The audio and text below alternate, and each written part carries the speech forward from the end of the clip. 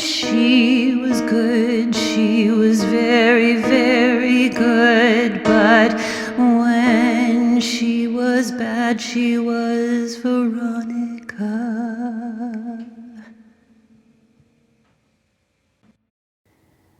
This happened when I was about 15 in a little town called St. Helens just outside of Portland, Oregon. At the time, our family was really going through some tough obstacles. My dad had been acting very strange, talking to himself and not acting as he normally did for a couple days. His personality would change quite often. At the time, he was not diagnosed with schizophrenia. We were trying to get him help. Leading up to the night I had seen this thing conversing with my dad, I had also experienced very strange dreams, and it felt like I had been sat on by someone very heavy. I looked, and no one was there.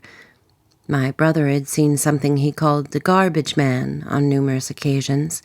He said it looked like a bag was over his head and was being sucked into his mouth and eye sockets. It leaned over him and appeared to be very tall. This thing visited him a few times. It was about 2 a.m., and I heard my dad talking to someone, or himself. At this point, I had a routine of going and talking with him to calm him. My bedroom had been right next to the kitchen and the bathroom because it was a small house. I walk into the kitchen, which had been lightly lit by outside lights. First thing I see is the very tall shadow figure in the doorway of the bathroom, and my dad standing toe-to-toe with this massive thing. He's mumbling something, and then he says loudly, "Leave me alone." I'm terrified, so I run right back into my room. My dad's mental state took a turn. It was a struggle for my family to get him help. Eventually, things escalated, and my dad was considered a danger to himself and others and was able to get the help he deserved. They did not find drugs in his system and eventually diagnosed him with schizophrenia. I don't know why we saw this thing or what it was. I think it was preying on my dad's weakness. Can people with this mental illness see past the curtains? Since this day, that question runs through my head a lot. For 12 years, I've worked as an actor for a local haunted house attraction. It's a lot of fun as I get to play a variety of horror characters and act out different scenes. While the tours we put on are clearly fake, there's a lot that goes on behind the scenes that isn't. I should start off by explaining that the building we do this out of is extremely old and was once an elementary school. We gutted the section of the building that was classrooms and constructed it to what we needed. This is when we actually started having weird experiences. There's plenty of activity that can be shrugged off as feeling watched and hearing footsteps running in areas there is no one. Then there are things not so easy to disregard, such as one evening a member was working on hooking up our sound system by himself. He'd not even hooked up the large speakers yet when he stated a loud, deep growl came booming through them. This terrified him so much he ran out of the building and would not go back in to even lock up until another member came down to go in with him. He never worked alone in the building again. Other activity seems playful and childlike, such as hearing small giggles and whispering in the halls and in rooms that are empty, things being moved from where we last placed them. One year, I was in a rocking chair that I would jump out of as a group came through. The thing about the rocking chair is it was more like a glider, and it was broken. I would have to use a lot of force to get the chair to rock backwards at all. It was right before showtime. I was sitting in this broken chair, getting mentally pumped up for the night ahead. I was completely alone when I felt someone grab onto the back of the chair and harshly pull it backwards. I felt myself flying backwards with the chair, and I honestly thought I would flip out of it. Thankfully, this did not happen, and as soon as I stabled myself, I jerked to see who had done this. The room I was in was large, and no one could get out of this room without me seeing them running away in the split second it took me to look behind me. There was absolutely no one there, and I was suddenly covered in goosebumps. No one was even in the area around my room at the time. Later that same night, the lights were off. My strobe was on, and a group had just left my room when I noticed a small figure in the right far corner of the room. It looked like a small child crouching down looking my way, and I was immediately worried that a child had been left behind from the previous group. As I headed towards the figure to ask if they were okay, the strobe flashed and the figure was completely gone. This same year, but a different night, I was again sitting in my chair waiting for the next group when someone or something growled right into my ear. It was so loud that it caused my ear to ring, and when I turned to see what it was, there was nothing but an empty room. I changed rooms the next year and did not experience as much creepy phenomena. There's not much history I've been able to find out about the building, but I'm so curious as to what could be causing all the weirdness. This is only a tiny bit of what has been experienced over the years working there, and I don't feel it will be stopping any time soon. My family has around 360 acres in northern Oklahoma that has been in our family since the land rush. Growing up, the family would meet there for Thanksgiving and Christmas, but as the family expanded, it was quickly outgrown. Nowadays, I'm about the only person that goes there, and I went there regularly to train with my firearms. I went there earlier this year and had an experience that shook me so badly that I haven't spoken about it until recently and will never go back there alone. I arrived around 2 p.m. and set up my targets, but something felt off. I use an electronic headset for hearing protection that also amplifies ambient noise, and I noticed that everything seemed to stop. No wind, no bugs, no birds, nothing. Just complete and total silence, which is very unusual for the area. I run my normal drills, and as the sun starts to set, things get stranger. Odd smells like a dirty litter box and body odor started coming around, and I noticed that the coyotes were crossing the field west of me, almost as if they were consciously avoiding entering the woods nearby. Then I started hearing interference coming over my headset and what sounded like disembodied voices speaking in an indiscernible language that I couldn't hear with the naked ear. Now I'm starting to worry. I'm gathering my things and I hear what sounds like a woman's blood-curdling screams coming from the woods. I've heard mountain lions and bobcats squaring off, which we do have on the property, but this sound was neither of those things. Around the same time, I got what I can only describe as a nauseating, omnidirectional feeling of being watched, shortly followed by very distinct footsteps trudging through the foliage in the tree line, approximately 30 yards from my position. I've been an avid hunter since childhood and familiar with the noises of the woods, and the cadence of the footsteps were indicative of a large, bipedal creature, oddly human-like. Very concerning, considering I'm in the middle of a large swath of property that's 25 miles from the nearest populated area. I pull my phone out to take a video, and I start scanning the tree line with my flashlight. Standing behind a tree at the edge of the tree line was a tall, black silhouette with spindly limbs and a pale face looking directly at me. I managed to capture a great still image of it from the video that I will try to find and attach. I quickly grabbed my range bag and made a run towards my truck. I get about 50 yards from the truck, and the light post on our property that is hooked up to county power and has never turned off in the 20 years I've been going here, suddenly cuts off.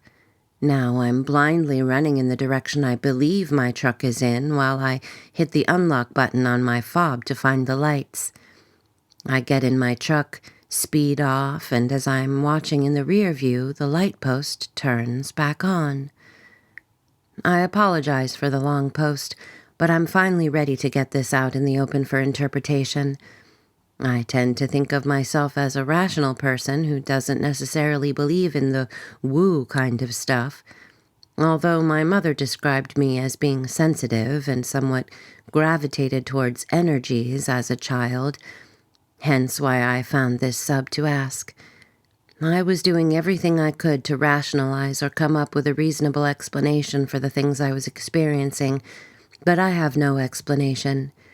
The kind of fear this experience put into me is like no kind of fear I've ever felt. I, female, 29, have a friend, let's call him Wilson, male, 42. He's my best friend. He frequents my condo whenever he's bored or just needs company, and we'd stay up all night drinking coffee, telling stories, or coming up with one. He's a film producer. It was December of 2019. We were talking about the paranormal as we'd want to do a really good scary short film for a local short film fest. We got to talking about our personal experiences. I don't really have much, as I'm not sure if I believe in it. I'd say I'm open to the idea. There really are things we can't explain with science or logic. Anyway, he told me about this lady he sees in his dreams or in places with bad juju. He says she's always around just waiting for him, and somehow she seems to appear closer than in the past years. The lady had been with him since his college days.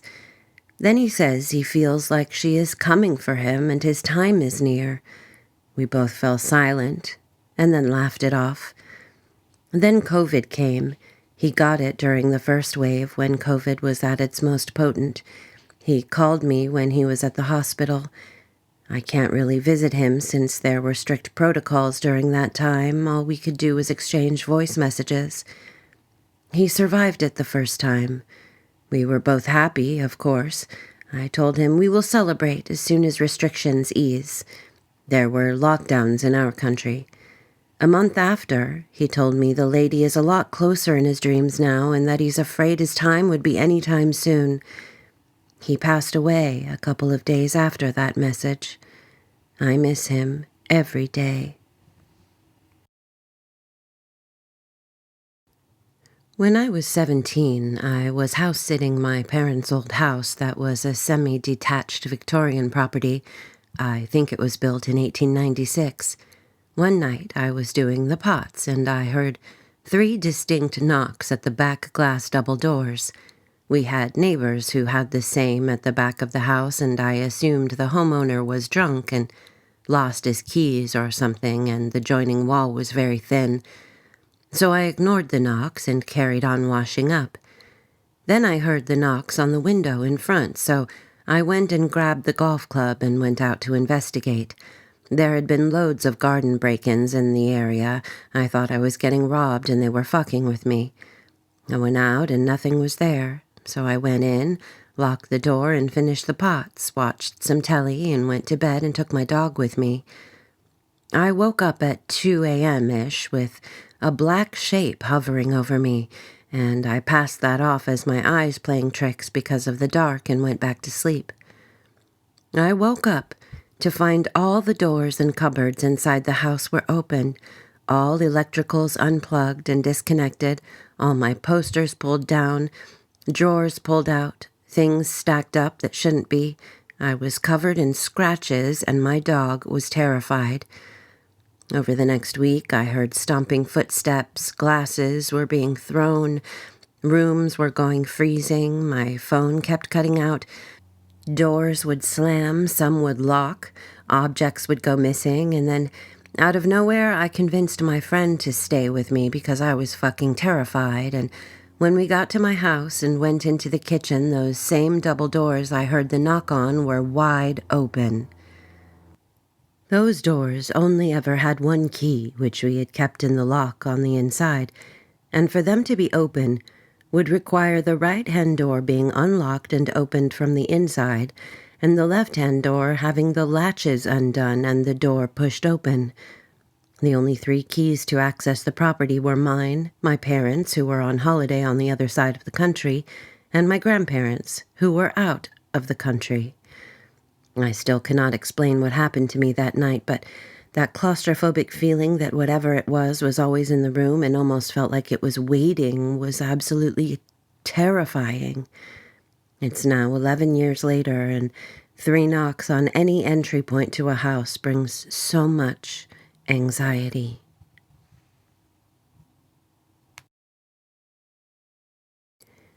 So, my dad died 5 years ago. It was a freak car accident while he and my older brother were driving home from some sports event they'd gone to.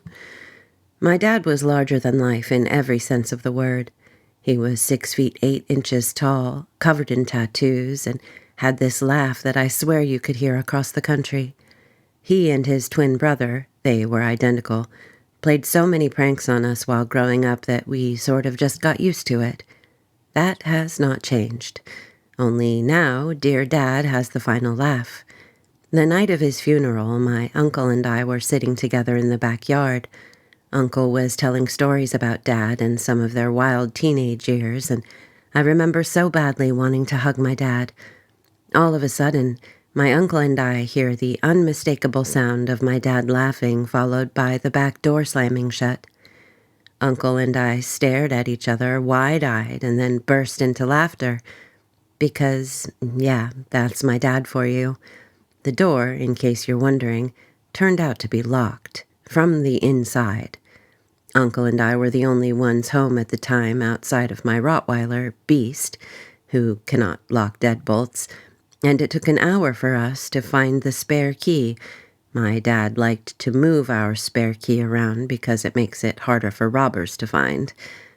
He's continued to prank us over the years. Our keys go missing, your phone will start blaring his favorite song at 3 in the morning out of nowhere, or you'll wake up to the sound of my dog growling that distinctive Roddy rumble that he only ever used while playing with my dad. His laughter is always heard, as well as the scent of Old Spice, his favorite cologne. We miss him every day, but he always manages to remind us that he gets the last laugh nowadays. Hey folks, thanks for listening. If you liked what you heard and you haven't subscribed already, please do subscribe and hit the like button, as it's very helpful to my growth here on YouTube. If you have a story of your own you'd like to share and possibly have read on the channel, send it to me at veronica45stories@gmail.com. Link is also in the description, as are other ways to support the channel if you feel so inclined. I haven't posted in a really long time, but I'm hoping to be posting more often nowadays, so come back to see what I have for you. Thanks again for being here. I appreciate it more than I could ever say. And until next time, be good.